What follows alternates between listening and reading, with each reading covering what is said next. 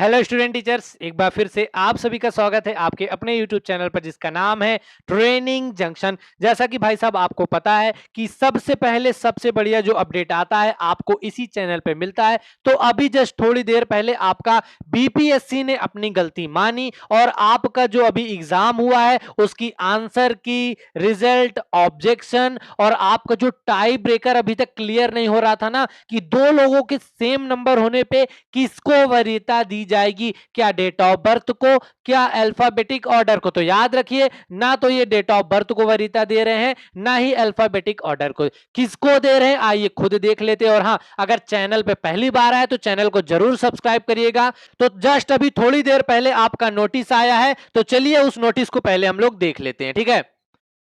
तो ये देखिए आपका है नोटिफिकेशन। अब इसमें क्या क्या बातें की गई आपको देखना बहुत ज्यादा जरूरी है। ये देखिए अभी थोड़ी देर पहले ही आपका ये नोटिफिकेशन आया है। इसमें सिंपल से जो आपकी बात की गई है वो क्या की गई है, यहां पे सिंपल से देखिए आपका नोटिफिकेशन में क्या लिखा है। लिखा है कि परीक्षा फल इस शर्त के साथ प्रकाशित है कि प्रकाशन के पश्चात प्रशासनिक विभाग के द्वारा नियुक्ति हेतु जब आपकी काउंसलिंग होगी ना, तब आपका जो आवेदन करते समय आपने जो भी अपने डॉक्यूमेंट लगाए थे उसकी मूल प्रति, क्या आपकी उसकी मूल प्रति, मान लीजिए फॉर्म भरते समय आपने 10th का लगाया, आपने ग्रेजुएशन, आपने पोस्ट ग्रेजुएशन, आपने बीएड, आपने डीएड, आपने एस, आपने सीटेड, जो भी डॉक्यूमेंट लगाया है उसको तो आपका यहां पे अभी डाउनलोड करने का मौका मिलेगा। जब आपका रिजल्ट आ जाएगा वो तो लेके जाना है, साथ में मूल डॉक्यूमेंट और डिग्री आपको साथ में लेके जाना है। अगर किसी भी बच्चे का जो उसने अपलोड किया, देखो अगर आपने रिजल्ट अपलोड किया है और डिग्री आपके पास है लेके जाएंगे तो कोई इशू नहीं है। अब मान लो आपके पास बीएड की डिग्री नहीं है और आप जा रहे हैं काउंसलिंग में, तो आपको धर लिया जाएगा और भगा दिया जाएगा। ये अभी थोड़ी देर पहले का नोटिफिकेशन है। इसके बाद थोड़ा सा और नीचे आ जाएंगे।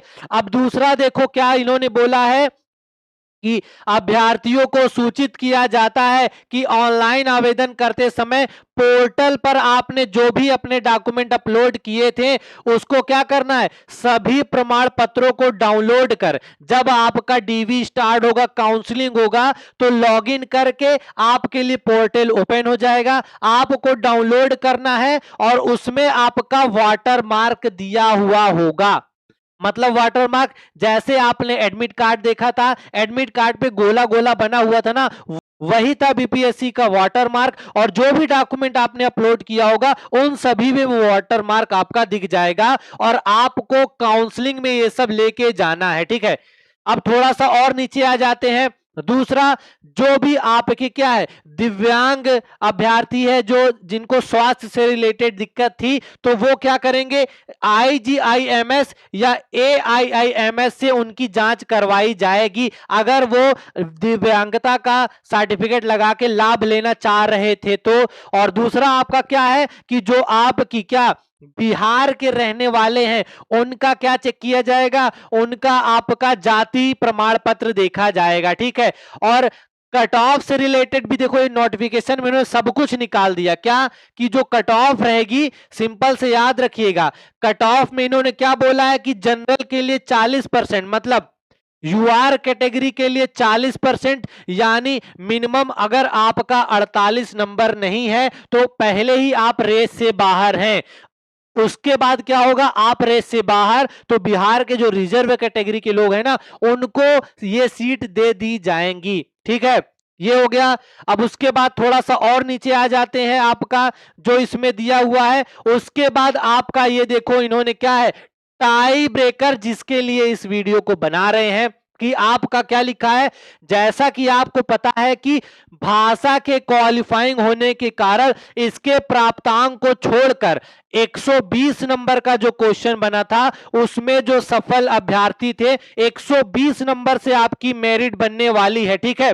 और इन्होंने क्या बोला है कि कुल प्राप्तांक समान होने की स्थिति में चयनित विषय मतलब जो आपके 40 क्वेश्चन जीएस के नहीं, उसके बाद जो 80 क्वेश्चन थे ना, जो आपने जूनियर टीजीटी पीजीटी में सेलेक्ट किया था, उससे आपका टाई ब्रेकर होगा। अभी इसको और डिटेल में आपको समझा देते हैं, ठीक है।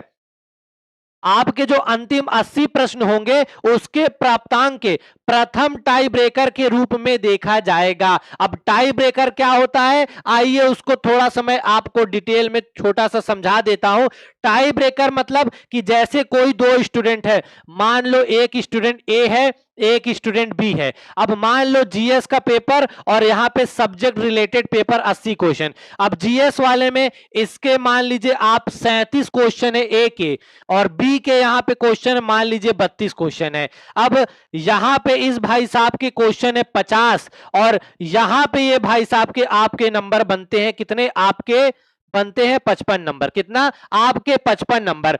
अब दोनों का टोटल देखोगे तो इनके भी आपके 87 नंबर और इनके भी 87 नंबर। लेकिन जो प्रथम टाई ब्रेकर के हिसाब से आपको पता है सिलेक्शन किसका होगा, इन भाई साहब का सिलेक्शन नहीं होगा। क्यों, क्योंकि जो इनका सब्जेक्ट रिलेटेड 80 नंबर का क्वेश्चन था, इनके 50 नंबर है और इनके यहां पे क्या है 55 नंबर है, तो इनका सिलेक्शन हो जाएगा। यह है आपका टाई ब्रेकर। और पीआरटी में टाई ब्रेकर नहीं रखा गया है। क्यों, क्योंकि पीआरटी में लैंग्वेज को वरीयता दी गई है, वो उसी हिसाब से आपका क्वालिफाइंग माना जाएगा, ठीक है। अब इसके बाद जो इसकी आगे की नोटिस है, देखो वो देख लेते हैं। आपका टाई ब्रेकर आपको समझ में आ गया कि भले आपके दोनों के 87 नंबर हैं, दोनों के नंबर तो हैं 87, जीएस में भले इसके 37 हैं, इसके 32, लेकिन जो आपके सब्जेक्ट रिलेटेड क्वेश्चन थे इनके 50 बन रहे हैं और इनके 55 नंबर। अब दो लोगों के जब नंबर एक जैसे हैं ना, आपका ना तो ये डीओबी से कोई मतलब है,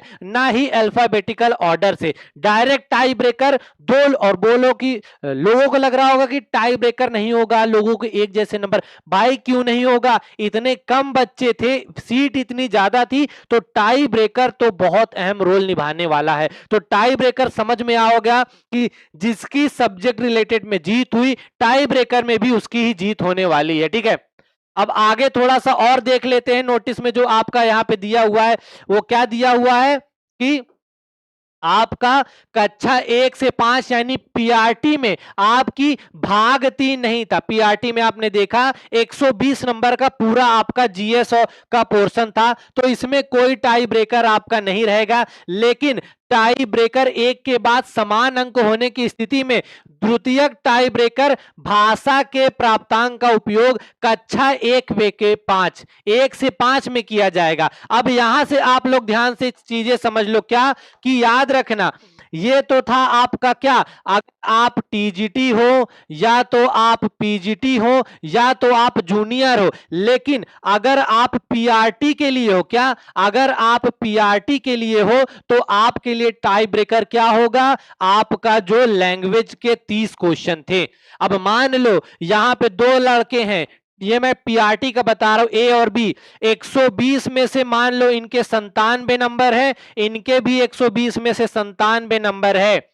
अब लैंग्वेज में इस भाई साहब के 30 में से 22 है और इनके 24 है, तो आपको पता है पीआरटी में सिलेक्शन किसका होगा, सिलेक्शन इस 24 नंबर भाई साहब का होगा। यही है टाई ब्रेकर, और टाई ब्रेकर बहुत अहम भूमिका निभाएगा। इससे पहले टाई ब्रेकर जब होता था, मतलब दो लोगों के जब एक जैसे नंबर हो जाते थे, तो टाई ब्रेकर कैसा होता था कि उनकी डेट ऑफ बर्थ के हिसाब से देखा जाता था, जो ज्यादा एज का उसको वरीयता, अल्फाबेटिकल ऑर्डर देखा जाता था, जो एबीसीडी में पहले आएगा उसको। लेकिन यहां पे दोनों हटा दिया गया है। यहां पे सिंपल से क्या बोला गया है, जूनियर टीजीटी पीजीटी में जो 80 नंबर आपका था वो है आपका टाई ब्रेकर, और यहां पे जो आपका पीआरटी है, जो लैंग्वेज का सेक्शन है, वो है टाई ब्रेकर, ठीक है। तो यहां तक आई होप आपको जानकारी समझ में आ गई होगी। अगर वीडियो अच्छा लगा तो वीडियो को लाइक करिए, चैनल को जरूर सब्सक्राइब करिए और अपने सारे दोस्तों तक भेज दो। अभी लेटेस्ट आपका अपडेट आया था। और अगर चैनल पे पहली बार है, चैनल को जरूर सब्सक्राइब करिए। क्यों? क्योंकि ऐसे रिलेटेड जितने भी आपके महत्वपूर्ण अपडेट आएंगे आपको टाइम टू टाइम यहीं पे मिलेंगे। और दूसरी बात कि आपको मैं बता दूं, बीपीएससी ने आपका 21 तारीख और 22 तारीख तक ऑब्जेक्शन मांगा है 500 रुपए के साथ फॉर्म में। लेकिन कल मैं एक वीडियो बनाऊंगा और आप सभी का मुझे सपोर्ट चाहिए। क्या कि भाई साहब, जैसे आपका सीटेट का पेपर आपने देखा, उसमें 1000 रुपए ऑब्जेक्शन के बच्चे से मांगे गए। बीपीएससी भी 500 मांग रहा है, एसएससी भी मांगता है, रेलवे भी मांगता है, बाकी एग्जाम में मांग दिया। तो मैं सिंपल से आपसे एक बात बोलूंगा, क्या विद्यार्थियों का भाई कोई हक नहीं है? विद्यार्थियों की कोई चीजें नहीं है? जब मान लीजिए मैं आयोग हूं, मैं पेपर बना रहा हूं, तो भाई मेरी जिम्मेदारी बनती है कि मैं आपसे ऑब्जेक्शन मांगने के बजाय, जैसे ये मांगते हैं ना कि आप एनसीईआरटी एसईआरटी से सॉल्यूशन ढूंढ के लाओ कि ये आंसर होगा, भाई स्टूडेंट को बोलना चाहिए कि जो ये एनसीईआरटी एससीईआरटी, क्योंकि पेपर ये बना रहे हैं ना, तो ये क्या दे, जो ये लोग फाइनल आंसर की देते हैं ना, फाइनल आंसर की विद सॉल्यूशन दे। आपका विद सॉल्यूशन दे कि भाई इस, जैसे आपसे पूछ रहे हैं ना कि एनसीईआरटी का पेज नंबर बताओ, एससीईआरटी का पेज नंबर बताओ, तो ये बताएं कि क्वेश्चन नंबर 5 है, एनसीईआरटी के इस पेज नंबर के इस वाले खंड में दिया गया है। सिर्फ हर बार आप ही क्यों परेशान हो? तो कल इस पे वीडियो बनाऊंगा मैं, बीपीएससी और जितने भी यूट्यूबर भाई बहन सबको टैग करूंगा। बस आप लोगों का समर्थन चाहिए। अगर आप सपोर्ट कर गए ना, ये जो आपका चाहे एसएससी हो, रेलवे हो, चाहे आपके बीपीएससी सीटेट किसी भी एग्जाम में हो, जो स्टूडेंट से एक्स्ट्रा पैसा खींचा जाता है ना, वो आपका खत्म हो जाएगा। और हर बार इनकी गलती की वजह से लाखों अभ्यर्थी परेशान होते हैं। सीटेट का आपने रिजल्ट देखा, 8% रिजल्ट आया।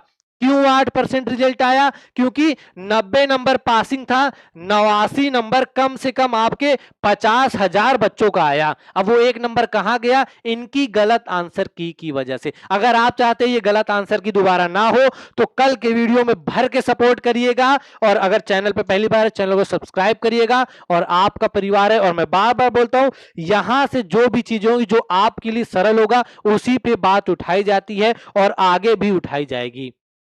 अभी आपके सपोर्ट की जरूरत है और उम्मीद है कि आप करेंगे। इसी के साथ मिलते हैं आपसे अगले अपडेट में। तब तक अपना ध्यान रखें, अपनी तैयारी करते रहें। और ये जो स्कैम चल रहा है कभी समय से कि आपका आंसर की वो हमेशा के लिए खत्म हो जाए।